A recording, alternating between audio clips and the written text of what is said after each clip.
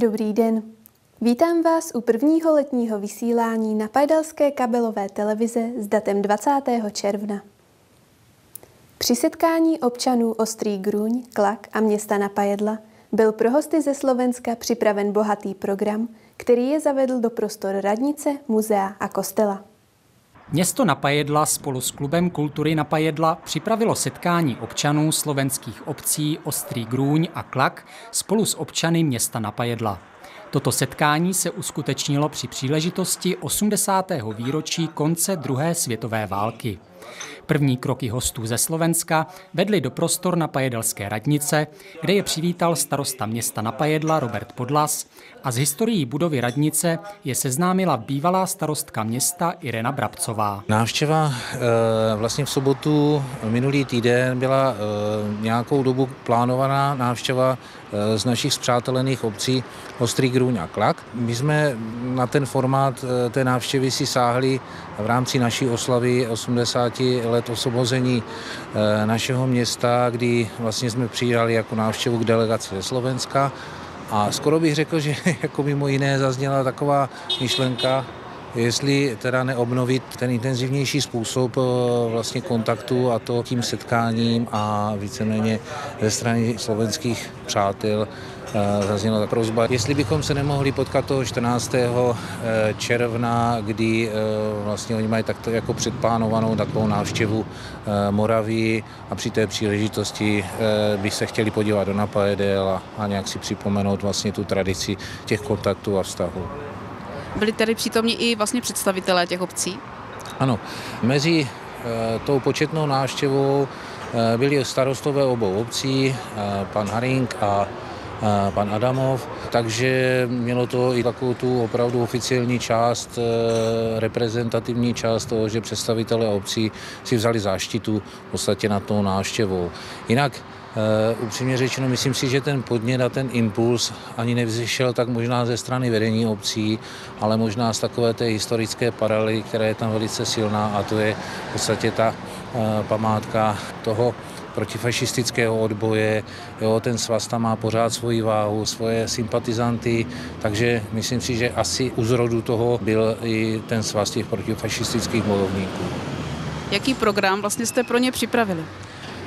Tak my jsme si říkali, že už to samotné téma, to znamená 80 let od konce druhé světové války, je tématem nesmírně silným, ať jsme ho měli teda jako jaksi oslavený už na formátu města, tak jsme se přizpůsobili takovému tomu ani ne požadavku, ale přání těch slovenských hostí, kdy oni projevili zájem podívat se do radnicí, podívat se na věž, podívat se do muzea.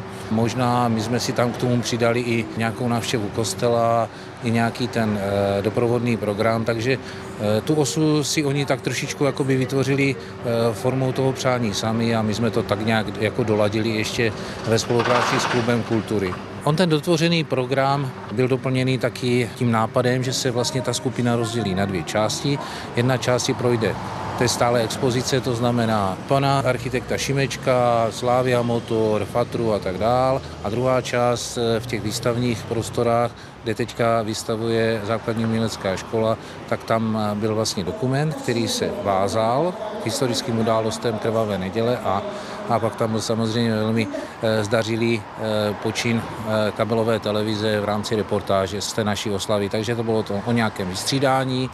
No a když jsme k tomu přidali i návštěvu kostela, prohlídku vlastně těch vnitřních prostor, slovenští kluci projevili zájem o varhany, takže se byli podívat na varhany, tak asi ten program byl opravdu takový jako pestrý a mohl být pro ně jako zajímavý.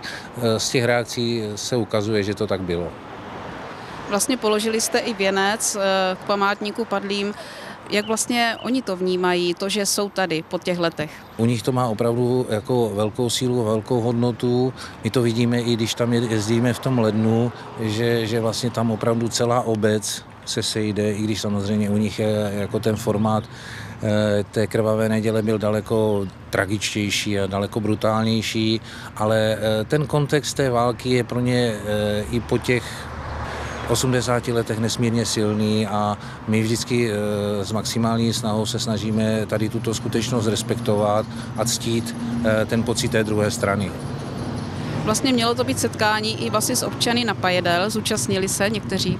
A já bych chtěl za toto poděkovat a je to hrozně fajn otázka a strašně příjemně se mi na to odpovídá. Ano, skutečně i někteří občané Napajedel přijali to pozvání, takové to neformální pozvání, takže bez ohledu na to, jaké tam byly osobní vazby nebo nebyly, jaká tam byla vzpomínková cesta, fakt se k nám připojili i občané z různých částí Napajedel, dokonce jedna skupinka se vydala i do domácnosti se pozdravit, takže bylo to takové jako příjemné. Přišli opravdu ti, kteří tu vazbu na to Slovensko cítí a mají tam pořád tu vzpomínku silnou a pořád jako to vnímají, že je to potřeba v tom pokračovat.